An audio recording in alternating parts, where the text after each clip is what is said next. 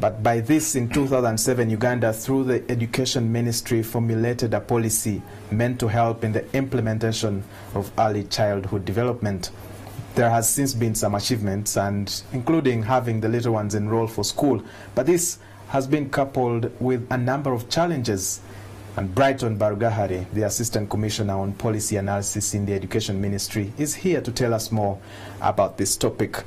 Mr. Barugahare, welcome to NTV this evening. Thank you, Walter, and good evening, viewers. Let's start at the point of understanding, why is ECD important? Why did you come up with, such a policy? Over time, research has shown that there are a number of benefits that accrue to having adequate preparation of our children in anticipation of holistic development, as you have indicated. So there are many reasons, but for now I'm going to restrict myself to 5 genuine reasons why we think we need ECCE for our children. The first argument is the legal argument. Education is a right. If you read Article 30 of the Constitution, education is a right, and therefore children are not an exception.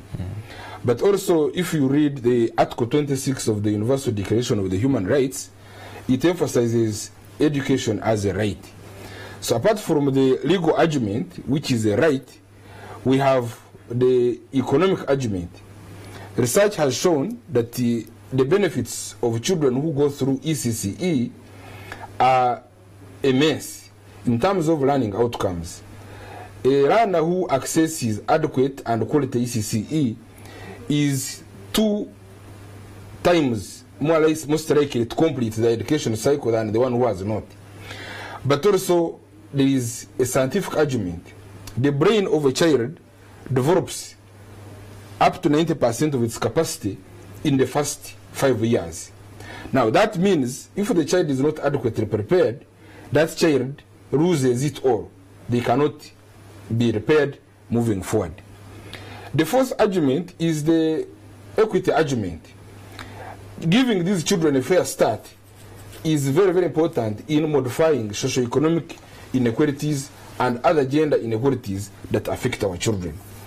So those are some of the reasons. The reasons could be more, but for now we think those are. I think there is finally the global argument. Government committed itself to the Sustainable Development Goals. And the Sustainable Development Goal talks about equitable and inclusive education for all.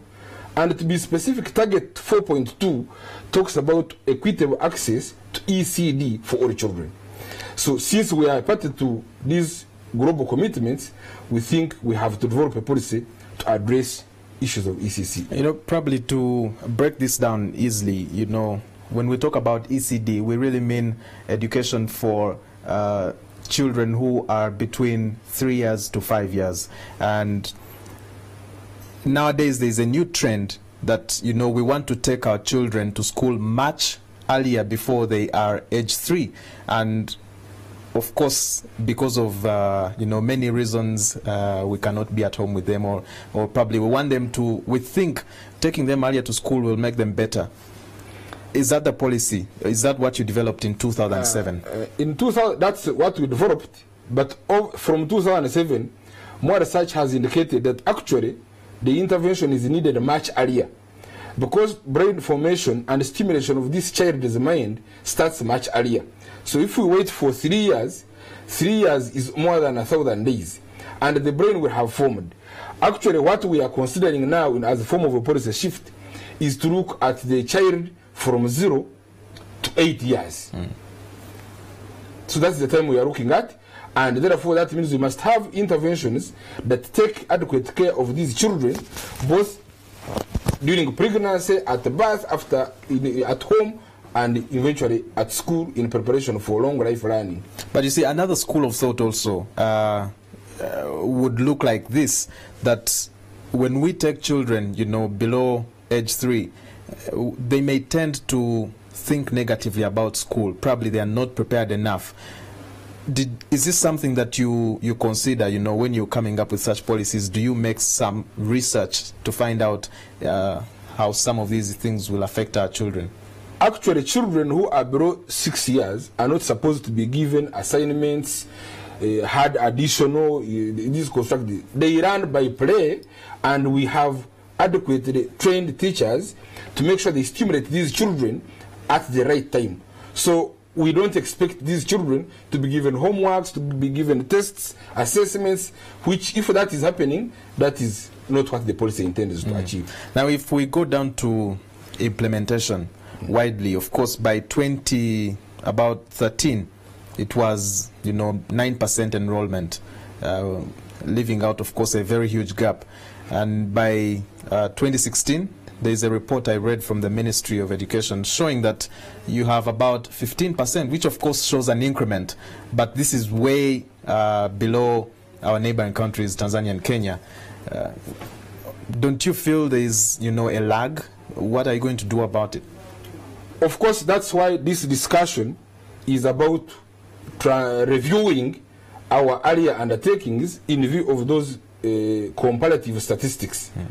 It is clear that by 2013, even currently, the children who are accessing ECCE in Kenya are higher.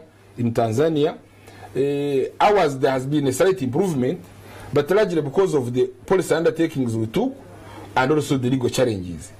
Because our policy was, government was not going to directly support ECCE, and therefore it was largely in the hands of the private individuals or civil society organizations. So that has meant that these people can only implement or support ECCE to the best of their capacity.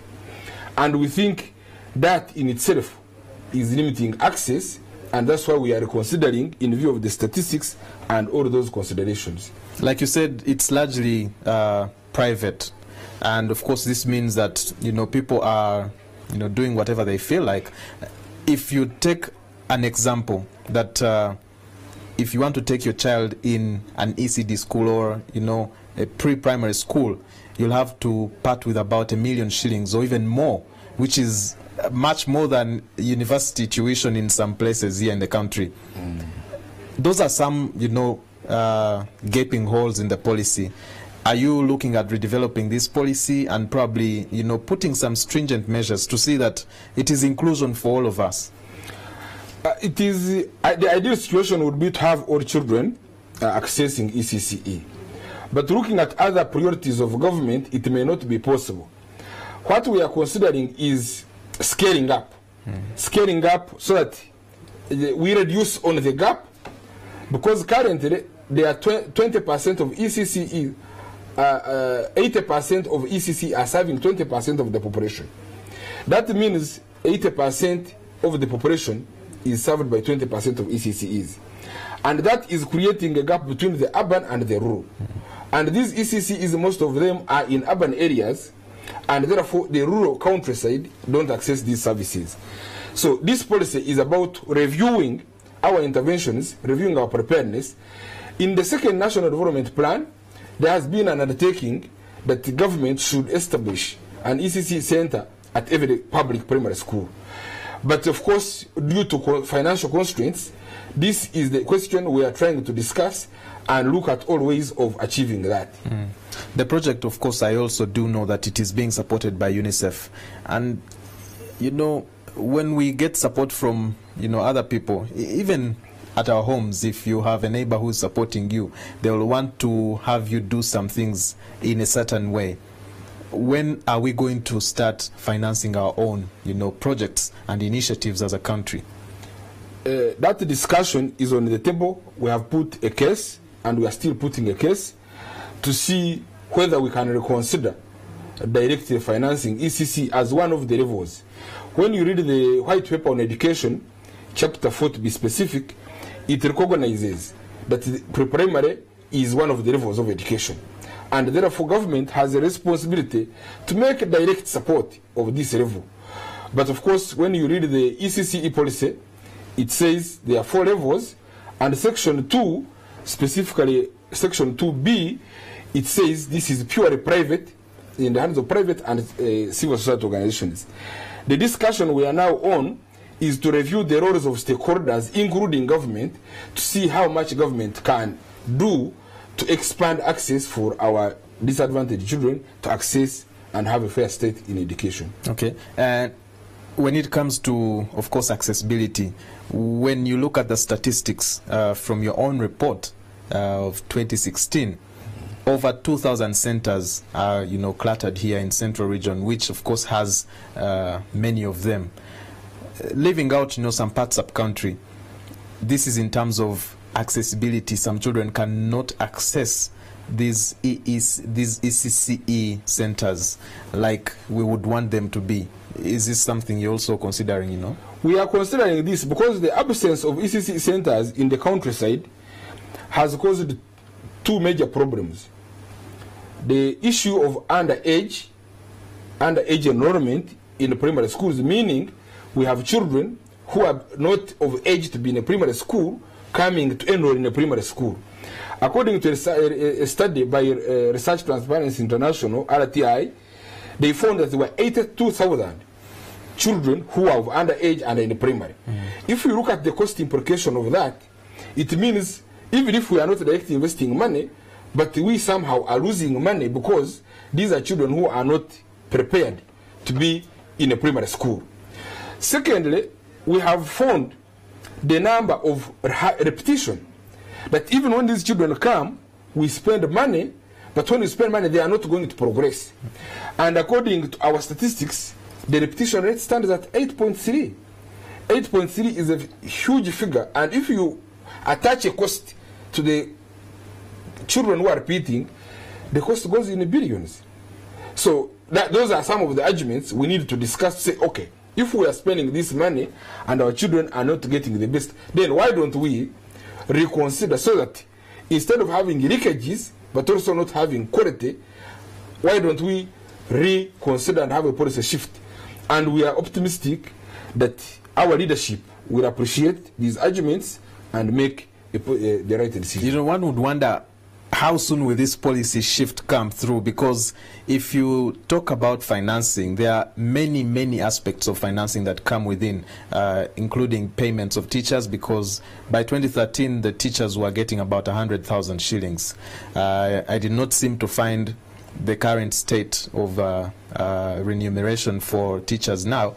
But of course, if you also put scholastic materials or, the materials that the children can use, even the teachers themselves, the classes and many things like that, don't you think this is a hindrance?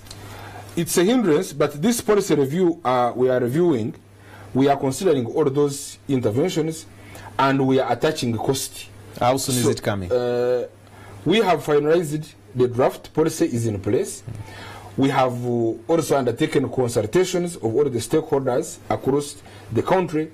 We are now converging back to the national stakeholders to give them feedback and to make the final decisions.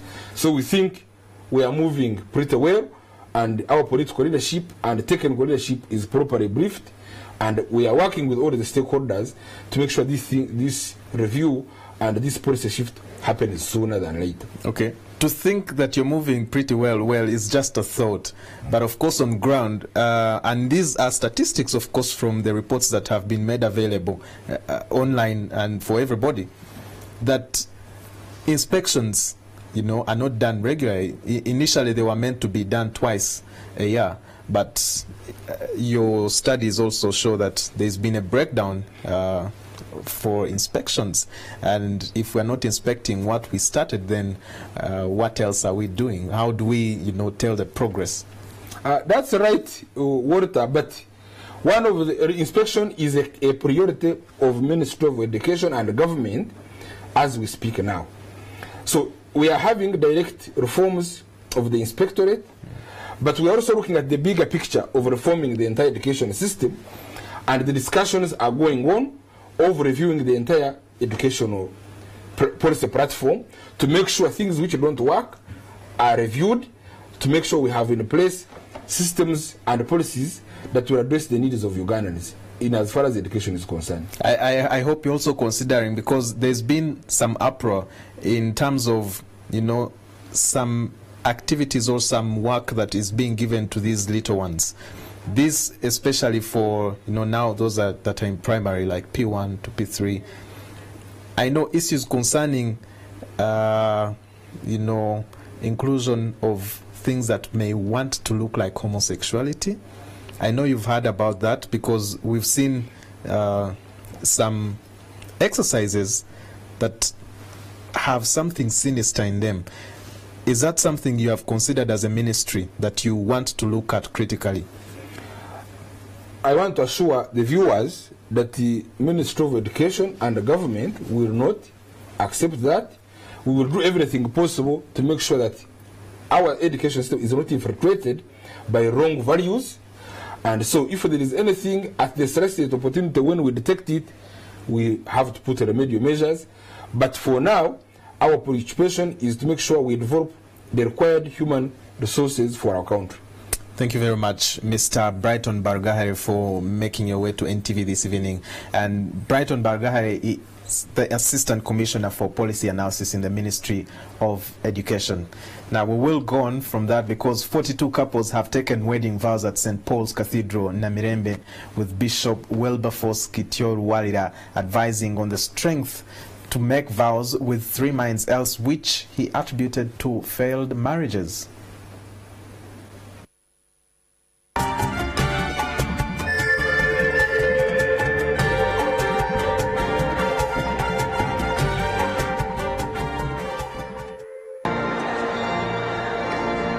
For better, for worse, in sickness and in health,